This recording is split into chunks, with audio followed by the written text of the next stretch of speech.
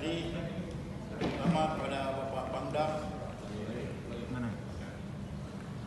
Terima kasih kami terutama kepada Bapak Pangdam Iskandar Muda dan seluruh pejabat Kodam yang telah memperhatikan kegiatan kami yang kami luncurkan pada tahun 2013 dan di-launching tanggal 10 April 2013.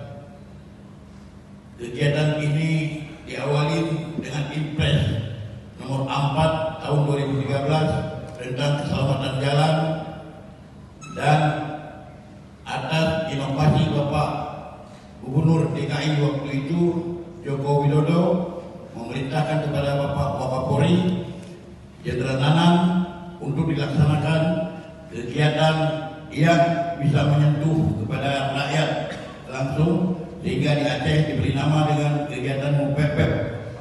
MUPEPEP ini adalah sebuah kegiatan edukasi terhadap pemakai jalan agar terhindar dari kecelakaan dan pelanggaran, sehingga diharapkan seluruh pengemudi akan memahami cara mengemudi yang baik. Yang kedua, terima kasih kami kepada Bapak Kapolda, Wakapolda, dan seluruh